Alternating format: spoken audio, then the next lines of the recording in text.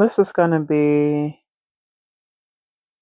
psalms, prayers, and poetry. I'll be using Black liturgies, prayers, poems, and meditations for staying human, as well as the Divining Poets deck, featuring the poetry of beloved ancestor Lucille Clifton. And we'll also be using Held, Blessings for the Depths by Enfleshed. And so to start with a message from Held, we're going to do a bit of Bibliomancy message. Okay. So we have Maybe a Reframe by Baylee Smith. Maybe lost is a kind of freedom. Freedom from the shoulds, the expectations, the plan.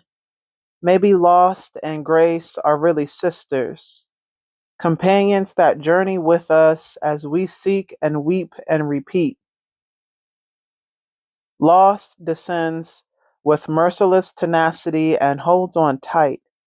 Grace meets us where we are and frees us. Maybe, just maybe, they are twins on a mission, disorienting us, reorienting us over and over until we find what we need, a new way, a new life. May your eyes and spirit remain open to the wise and surprising sisters, lost and grace. May you taste freedom in their disorientation. May you experience rest in their reorientation. Just maybe, may it be.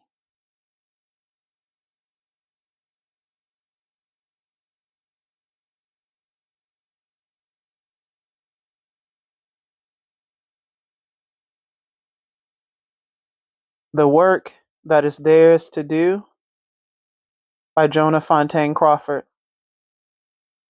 And the day came when finally they put down their burdens and said, "That's enough of that." The moment was full of sorrow, but also relief. Arms exhausted from carrying the burden of trying to entice, persuade people to be more compassionate, wise.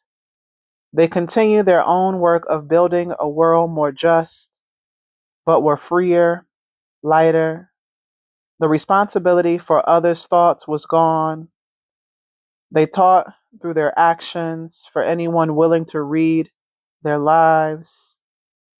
You can see them now at work in the daytime, singing and laughing in the evenings. Ask for their views and they'll give you a mysterious smile. You can join them, but you cannot fight them, for they just continue on their way, doing the work that is theirs to do. They do not seek your agreement, your approbation. When they encounter an obstacle, they find a way over it. I've never seen people who work so hard look so at peace.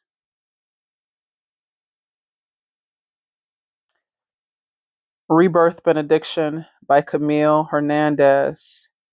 May you return to the womb of God and know the embrace of the ancestral elders.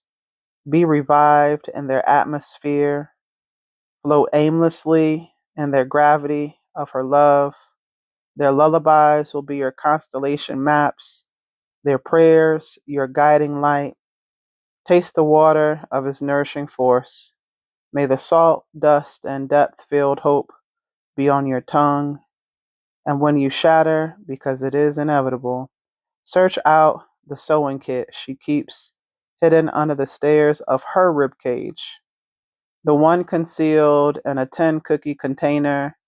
Let it remind you of bittersweet restoration and how we are all patchwork quilts disguising ourselves as people. May you return to the womb of God, discover resurrection in their darkness. When he births you anew, recall how her blood crowns you. how his pushes set your momentum's pace. Their grasp and tears and smile are the essence of their hope. Remember that you are the flourishing of her blessing. Remember that you are the flourishing of her blessing.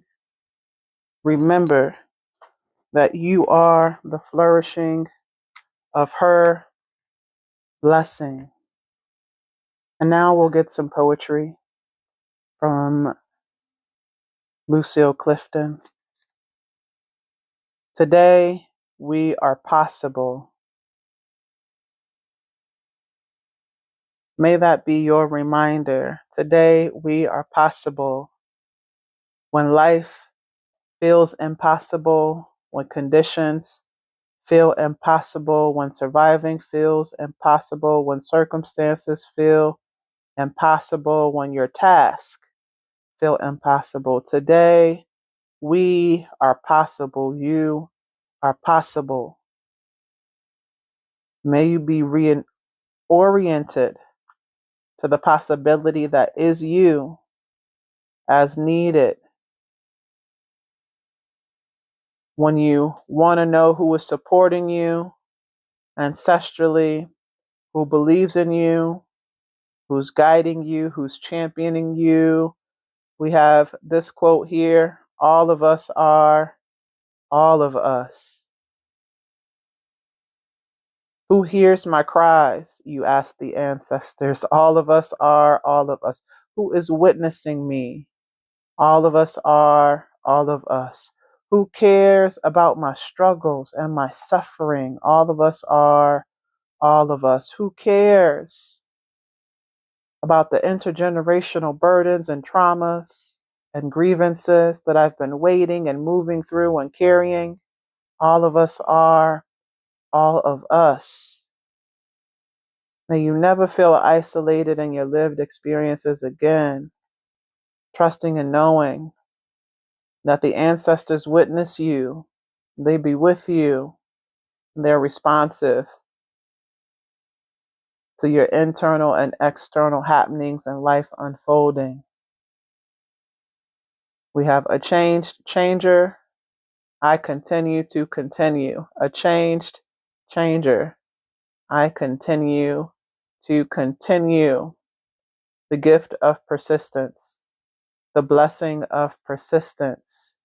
The fact that you be in a constant state of becoming should settle and soothe your desire and need to be there already, to be them already, to be it already. A changed changer, I continue to continue. There's nothing that has happened up until this moment that has kept you from this moment. Glory be. Some folk might say hallelujah anyhow. Give thanks. There's nothing that has kept you from this moment. And so we give thanks for your presence in this moment.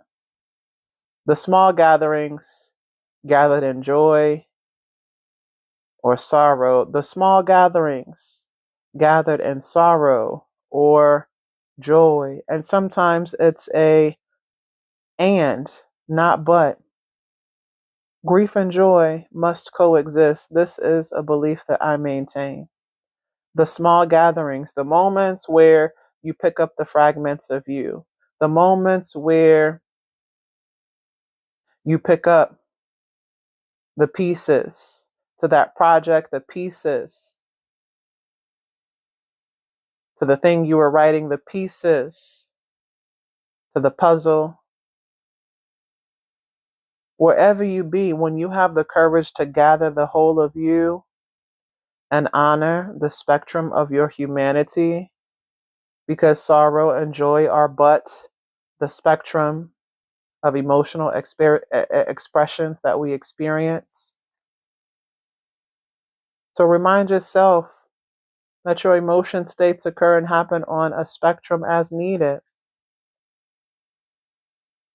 Maybe some of you might have to engage some energetic work or some tapping emotional freedom technique when you're experiencing emotionally intense moments. But either way, if you need the ancestors to support you as you tend your emotions. Call forth those small gatherings. Some of y'all know where 2 or 3 are gathered, and in that 2 or 3 are gathered, if it's just me and the trees and the spirit of the wind, the small gatherings. If it's just me, my wise mind, and my inner children, the small gatherings. If it's me, the great mother, and the past versions of myself, the small gatherings. If it's me, the ancestral mothers, the ancestral warriors, the small gatherings. All right, rounder than the moon and far more faithful. Rounder than the moon and far more faithful. Sometimes it's not a question of your faithfulness, but let your life be testament to the ancestors' faithfulness. Let your life be testament to the great mother's faithfulness. Let your life be testament to the faithfulness of your spirit to you, rounder than the moon and far more faithful. This is reminding me of the spirit of the Dekanga. This is reminding me of the strong circle. This is reminding me of the circle that remains unbroken. This is reminding me. What gentle reminders and nudges have popped up as a result of the recent moon cycle.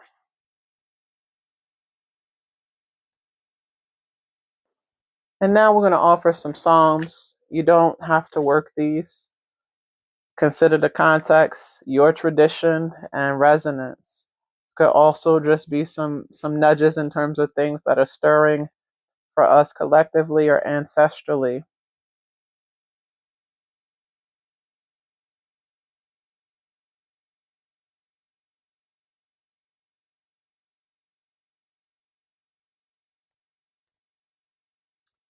So the first Psalm we have is Psalm 64. Hear my voice, O God, and my prayer. Preserve my life from fear of the enemy. Hide me from the secret counsel of the wicked, from the insurrection of the workers of iniquity. I'm going to tell you, I have a visceral response right now because the immediate secret counsel of the wicked are the ones who meet in state buildings, in DC, detention centers, encampments.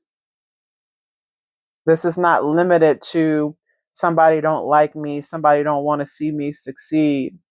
The psalm has implications from protection from secret enemies, protection from enemies generally, but also the fear of the enemy. Some of us are really having to be reminded of the ways that our ancestral supports and our spiritual supports do champion our highest good and the ways that they mount up for us.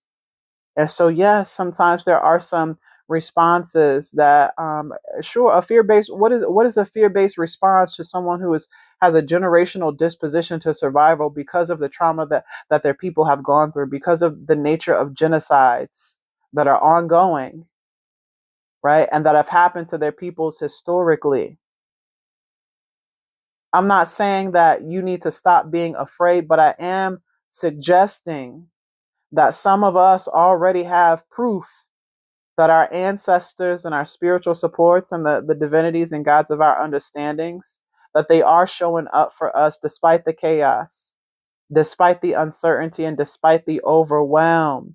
Preserve my life from fear of the enemy suggests that ancestors are reminding us to not allow the fear to consume us. Because there's something about some of the propaganda that feels very parasitic. Okay? If there's been any kind of hyper vigilance associated with other people's perspectives, or perceptions of you, this is a point of intervention for that.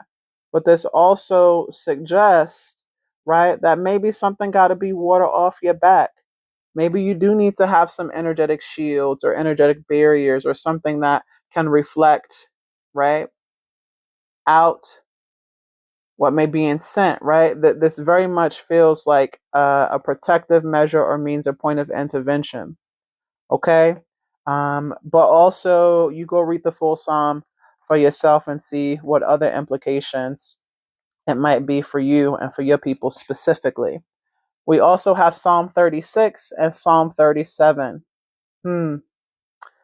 Fret not thyself because of evildoers, neither be thou envious against the workers of iniquity, for they shall soon be cut down like the grass and wither as the green herb.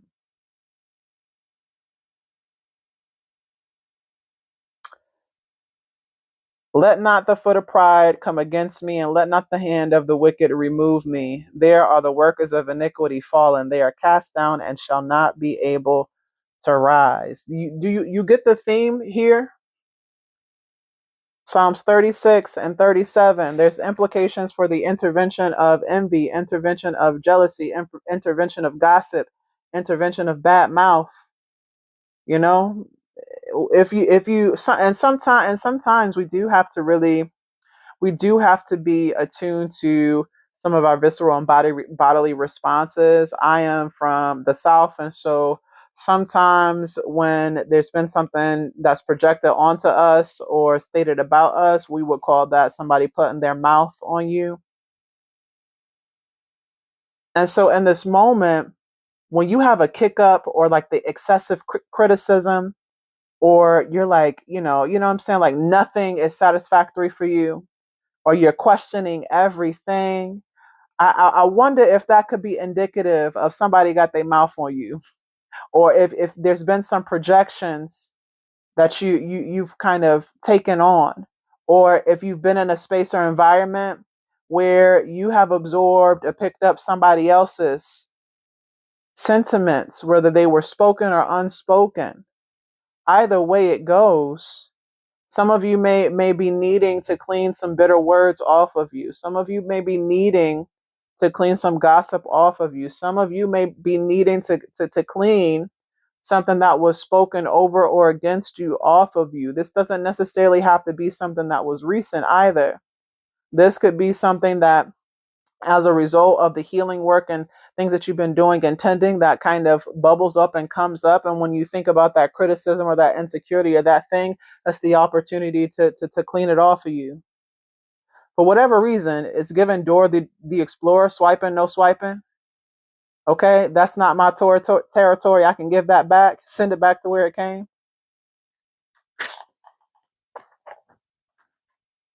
And finally, we're going to do the final Bibliomancy message from Black Liturgies: prayers, poems, and meditations for staying human. So what I open to is Selfhood. For when you're misunderstood, divine labyrinth, who can truly understand us? Most days we confuse ourselves. We say what we don't want to say. We choose what we don't wish to keep. So often it feels like our words, our actions are only guiding people away from what is really true of us. We are lost to one another, grasping for a hand like children in the dark. We want to be found, and we're terrified of being found. Here, in the center of the maze of us, God, it is lonely. Help us to call out to one another. Grant us endurance and patience as we locate one another through miscommunication, through charade, through grief, through anger. Make us tender observers of the unseen, the unspoken, and keep us on the path until we at last meet face to face. Amen. I think we started with a prayer offering benediction around being lost initially. And so this is this just feels a little bit tender. There's a breath work portion here, and if it feels good for you to engage, you can. If breathing in this way doesn't feel good, Just be present with it. Inhale. I know who I am. Exhale. I am near to myself. Inhale. I am still being made. Exhale. I can honor my becoming. Inhale. I will listen for my voice. Exhale. I come home to myself.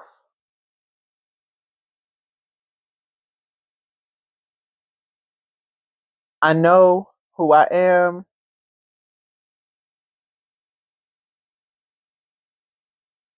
I am near to myself.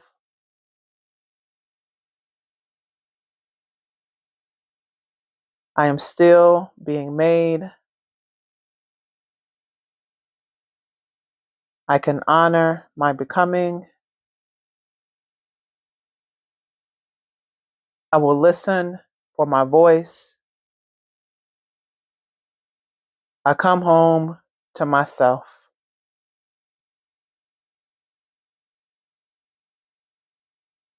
The confession says, God aware, we confess all of the ways we have participated in our own vanishing. We are desperate for a place to hide, even from ourselves. We confess that we have wanted to disappear sometimes out of self-hatred, but also out of the incessant terrors of the world.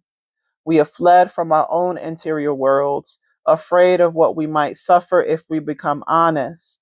We have resented our own faces, our mannerisms, our desires, and instead have chosen a mask.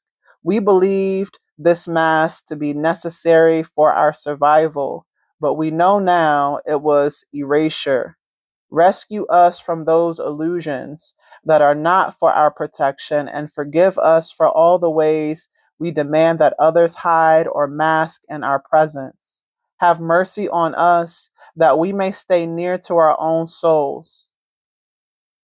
The forgiveness portion says, let your soul receive this rest. Take heart. You who are fighting the current of self neglect and self loathing are doing the best you can, and the forgiveness of God comes awake in you. May you have mercy on the complexities of your own interior world and liberate it daily. You don't have to run from yourself. Take your time. The benediction says, now may the sound of the genuine in you stir anew, that you would stay near enough to yourself to decipher the truth of who you are, what you crave, how you communicate, how you love, what you're afraid of, and when it's safe and right, choose to unmask. As you rise to meet your own face, may you be at rest. There's some questions here, and I'm not going to read all of them for the contemplation, but I'm going to read the first two, which says, what do you think makes up one's selfhood?